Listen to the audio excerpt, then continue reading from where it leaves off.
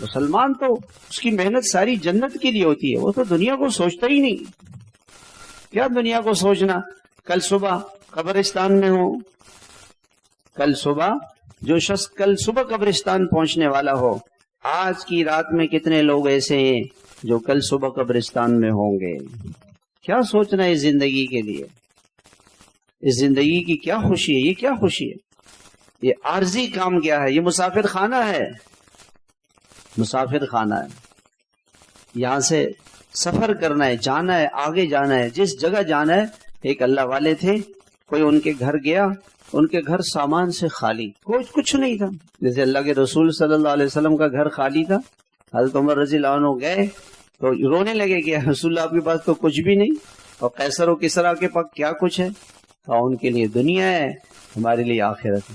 تو کسی نے ان سے کہا حضرت آپ کے گھر کا سامان کہاں ہے؟ کہ میں دوسرا گھر ہے، میں نے وہاں شفٹ کر دیا. حضرت وہ کہاں ہے؟ وہ جنت میں. میرا گھر کہاں ہے؟ جنت. میں نے اپنا سارا سامان وہاں شفٹ کر دیا، وہ سب وہاں بھیج دیا. یا کیا رکھنا؟ یہ تو رہ جانے والی دنیا ہے. یہاں کا گھر ساتھ جائے گا یا رہ جائے گا؟ رہ جائے گا. یہاں کا مال سامان. انسان اپنا سرمایہ، کتنا بڑا دھوکہ ہے. سرمایہ کس کو سمجھتا ہے؟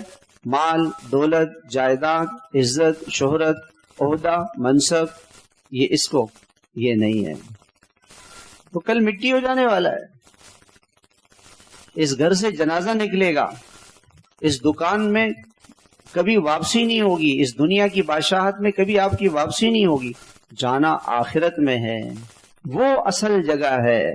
اصل گھر تو جنت کا ہے، جہاں ہر جنتی بادشاہ ہوگا، خوشیاں ہوں گی، مزوں کی زندگی ہوگی. مومن ہمیشہ جنت کو سوچتا ہے، دنیا کو نہیں سوچتا.